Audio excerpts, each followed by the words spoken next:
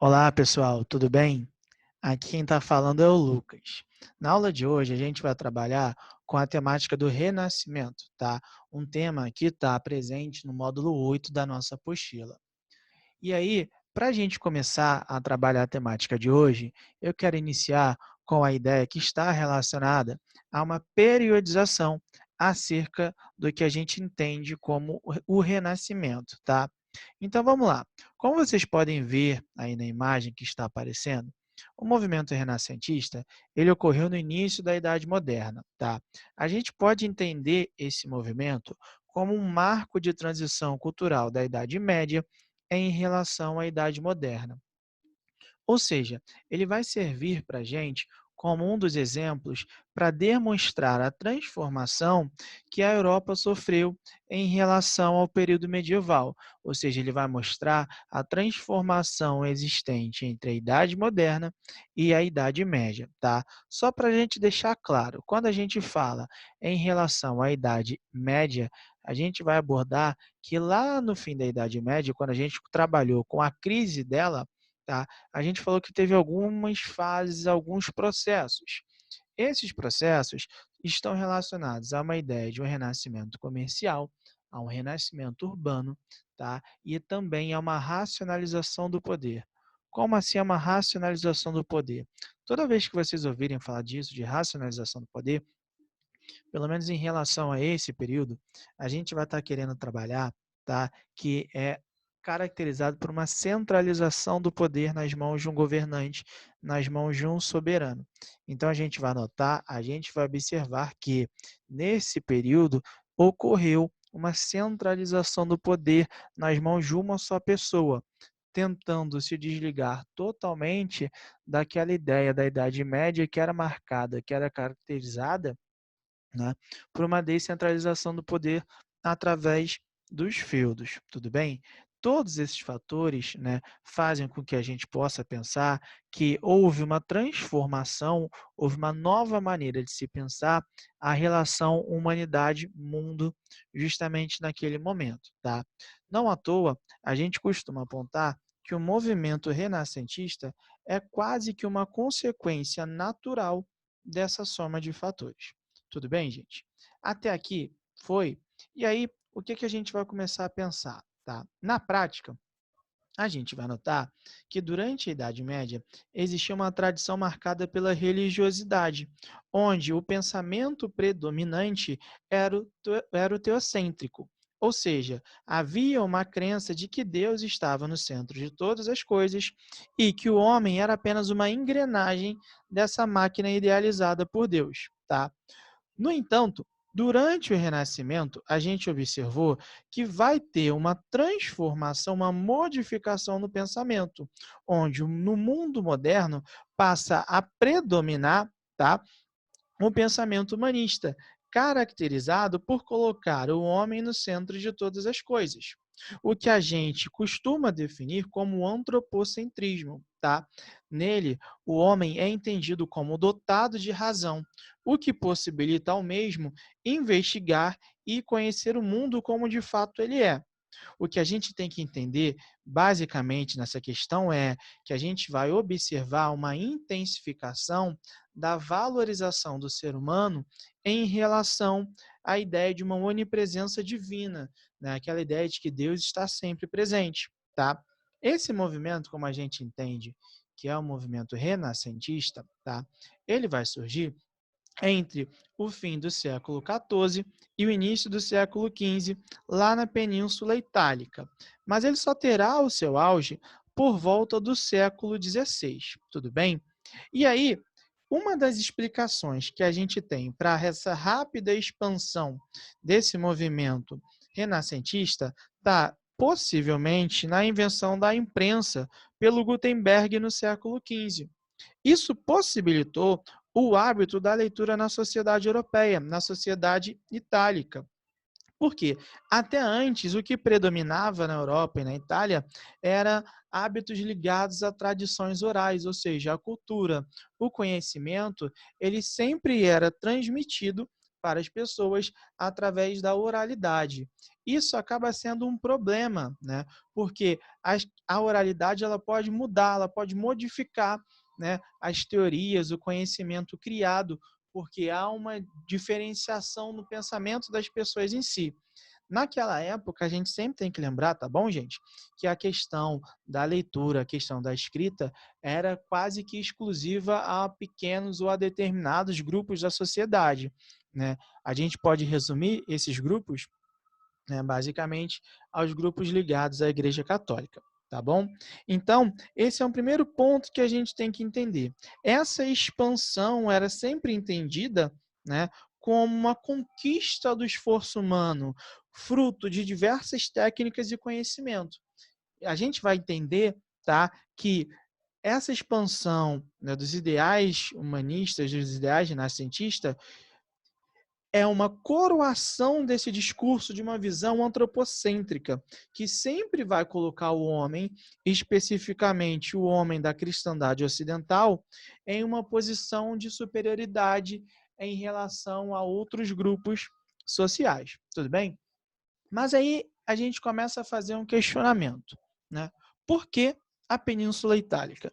Porque é justamente ali que a gente vai observar que vai surgir o Renascimento, tá? E é justamente isso que a gente vai tentar responder agora rapidamente. Vamos lá. Reparem só, nessa primeira imagem, a gente pode ver o mapa da Península Itálica atual, como conhecemos e onde há hoje a divisão dos estados italianos. No entanto, a Itália nem sempre foi assim, tá bom, gente?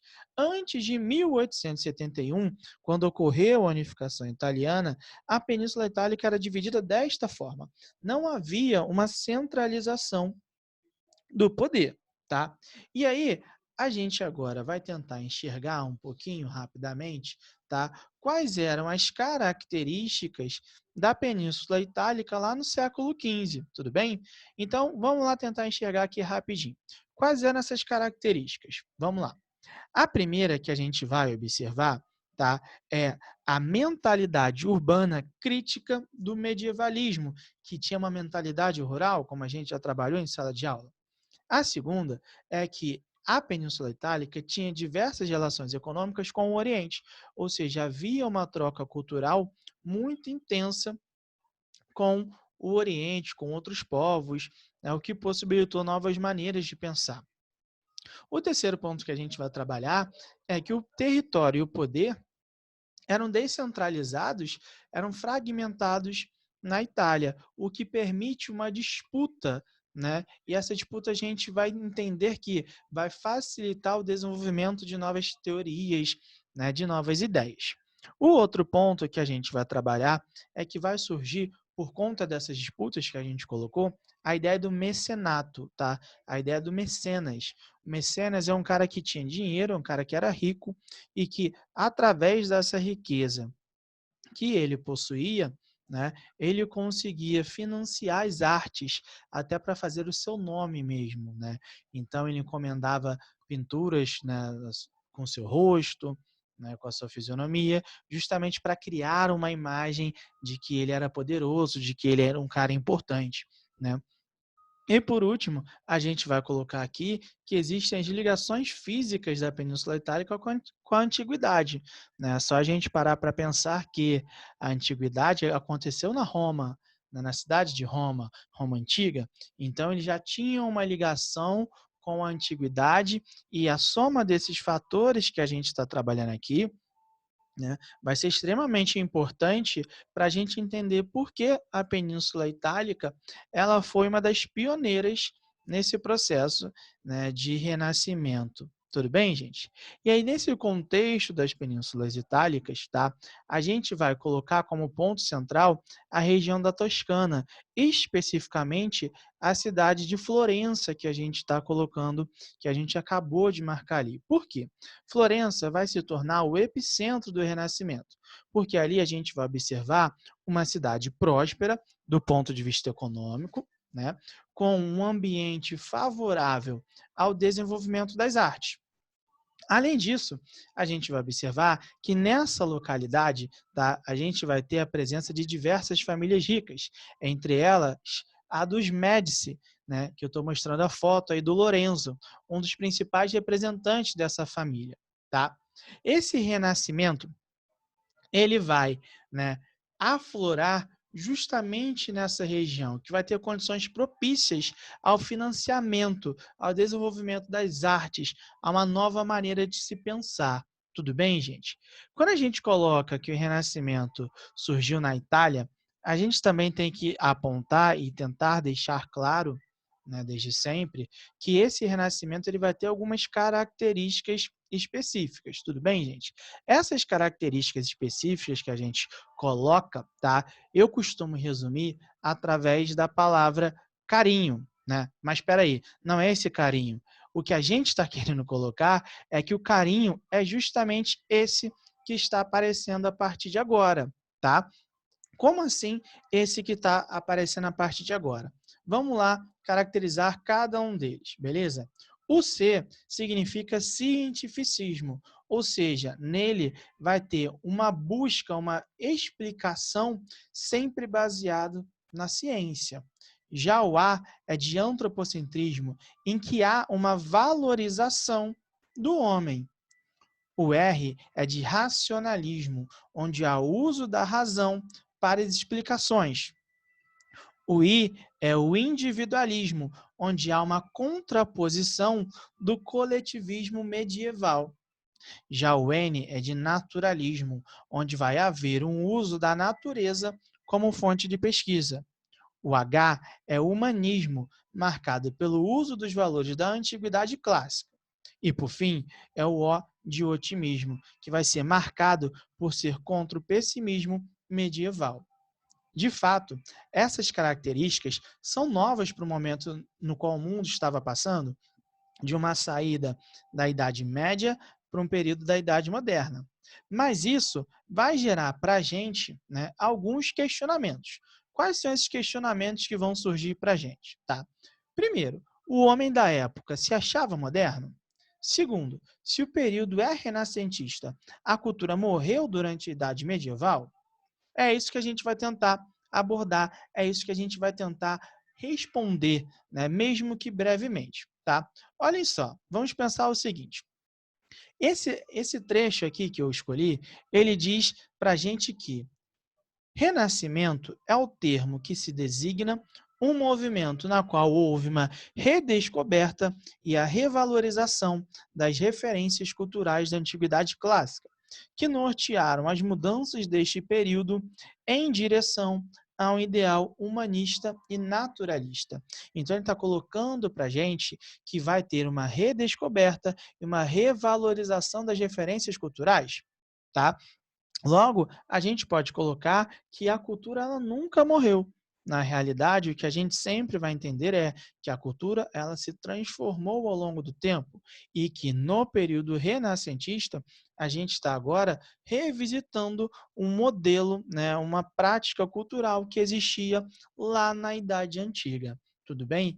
Essa ideia de que os caras se consideravam modernos, os homens da época se consideravam modernos, é totalmente furado, tá? Porque o termo renascentista, efetivamente, ele foi cunhado mais para frente, né? Não à toa, existe um historiador das artes, que é nada mais, nada menos que Jacob Bucar, que mais tarde, lá por volta do século XIX, ele vai dar, de fato, um significado para o termo renascimento. Ele vai apontar para a gente que o período tido como renascentista foi uma época de descoberta do mundo e do homem. O homem ele passou a se entender, né, como parte do mundo e como um agente do mundo. A gente pode colocar dessa forma, tá? Então, para a gente finalizar essa resposta aqui, a gente pode entender que não, o homem não se achava moderno para a época, tá? A gente, né, a partir de após o Renascimento, que começamos a definir que o homem da época era considerado um homem moderno, um homem diferente do homem da Idade Média, tá? E por, por segundo, vamos colocar assim, a cultura não morreu durante a Idade Média, tá? Dessa forma, a gente tem que começar até a questionar, né, a utilização do termo renascimento. Por quê? Para renascer algo, a cultura tinha que ter morrido, tá? Então, sempre que alguém abordar que o Renascimento fez com que a cultura nascesse novamente, essa pessoa está errando. Agora, se ela botar e ela apontar para a gente que, né, a cultura clássica, a cultura da antiguidade, as características daquele período da antiguidade estão ressurgindo, aí essa pessoa está utilizando o termo renascimento da forma correta. Tudo bem, gente?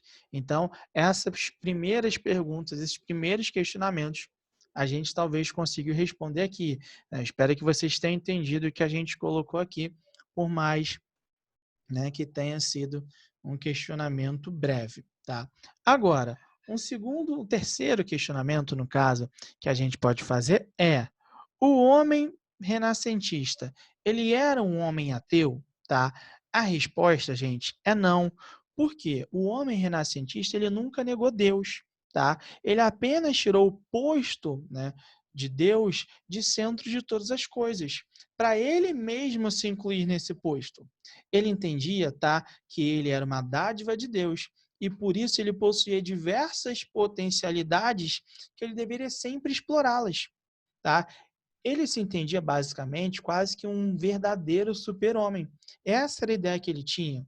Vejamos, por exemplo, né, o Da Vinci, tá? O Da Vinci, ele era nada mais, nada menos que cientista, inventor, anatomista, pintor, arquiteto, botânico, matemático, engenheiro, escultor, poeta e músico. Cara, cansei só de falar.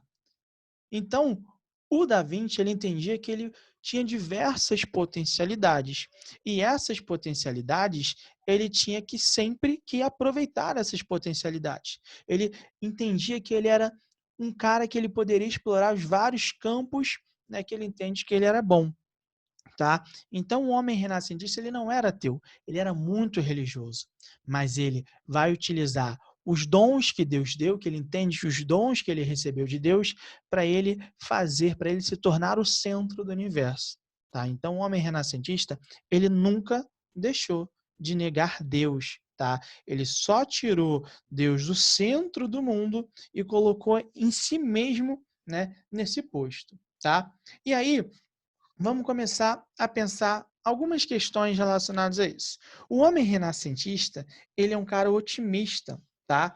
E aí, ele, por ser otimista, a gente vai pensar algumas coisas. Ele tem que tentar, né, utilizar todas essas potencialidades em diversos campos, né, do renascimento, em diversos campos humanos, tá? Por isso a gente vai ver que o renascimento ele vai se fazer presente em algumas vertentes, né?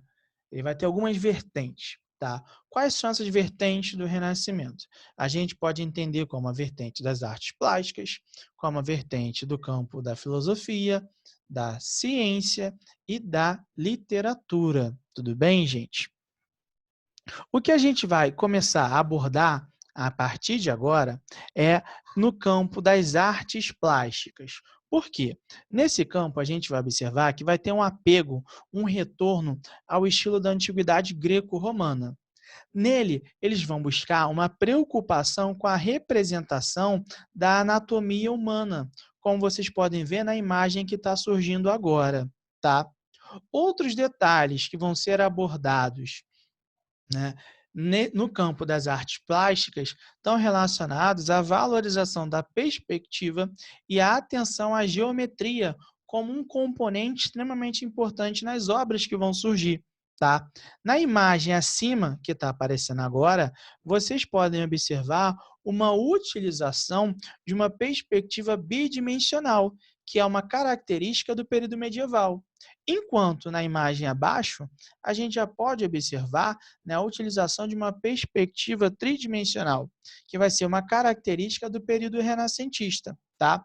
Agora, no campo filosófico, a gente vai começar a enxergar uma consagração da razão e da teoria de Platão, que criou a teoria da caverna, onde ele vai defender que há uma diferença entre o mundo sensível e o mundo inteligível, ou seja, uma diferença entre o mundo das aparências e o que é real de fato.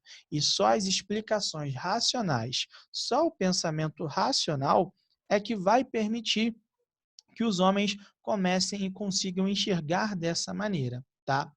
Dentro dessa perspectiva, né, racionalista, do uso da razão, a gente vai observar a figura do Erasmo de Roterdã, que era um padre, um teólogo, que escreveu o Elogio da Loucura. Dentro da teoria dele, tá, o Erasmo vai defender a ideia de que os indivíduos sempre devem ter liberdade de consciência e vai fazer uma crítica aos rigores doutrinários das religiões, principalmente a na qual ele estava inserido. Tudo bem, gente? Agora, passando, a gente vai para o campo científico, tá? Porque o Renascimento ele também se fez presente ali. Nele, houve uma busca por explicações para o mundo natural, que superassem, né, aquela mera descrição do que era possível observar. Nesse campo, a gente teve alguns nomes como Da Vinci, Galileu Galilei, Copérnico e Kepler, perdão, que vai ser responsável pela lei das órbitas elípticas, tá? A ciência ela vai acabar por gerar uma problemática com a religião, porque a religião ela era detentora das explicações existentes. Por questionar a Igreja Católica essas explicações, esses cientistas da época, esses renascentistas, eles tiveram que enfrentar o tribunal eclesiástico, que era responsável por julgar e condenar todos aqueles que eram considerados hereges. Tá bom, gente? E aí, agora, por fim, né, a gente vai trabalhar com a questão do renascimento e da literatura, tá? O renascimento no campo literário, no qual eles vão tentar buscar uma abordagem em relação às angústias humanas, tá? Em relação aos sentimentos e aos questionamentos acerca dos aspectos da vida. Entre os autores que a gente vai ver, né, no campo literário estão Shakespeare, Luís de Camões, tá? Mas aqui a gente vai colocar a imagem do Miguel de Cervantes, que escreveu o Dom Quixote de La Mancha, que é um clássico da literatura mundial. Nele, a gente vai observar que o Cervantes vai fazer uma sátira ao cavaleiro medieval tardio, aquele que rejeita ser engolido pelo mundo moderno, pelo mundo racional e desmistificado da modernidade.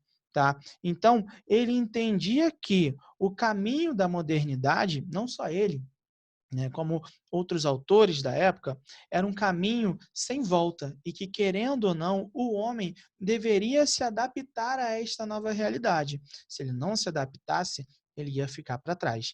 E isso seria uma grande problemática, tá? Então a gente vai observar que esses autores, eles sempre vão tentar analisar, né, a realidade, tentar apontar o que está acontecendo, quais são as problemáticas, o que se transformou, o que permanece o mesmo, tá? Então, essas vão ser algumas características desse movimento literário, tá? E aí, gente, agora a gente vai chegando aqui ao fim da nossa aula, tá? Mas antes de encerrar de vez, a gente deve pontuar a seguinte questão, tá? Devemos sempre entender que o Renascimento representou uma transformação tanto na forma de entendimento do mundo, quanto na relação do ser humano com esse próprio mundo, tá? A partir desse momento, renascimento, a gente vai entender que o homem, ele sempre vai tentar agir e interpretar o mundo de maneira racional, tá? Ou seja, ele vai tentar se comportar em relação ao mundo de uma forma totalmente diferente ao que acontecia na Idade Média, tá bom, gente? Então, por hoje, a gente vai encerrando por aqui, tá?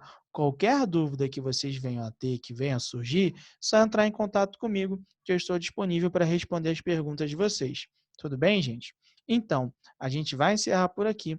Até a nossa próxima aula, tá bom? E tchau, tchau, gente. Valeu. Um abraço para todo mundo.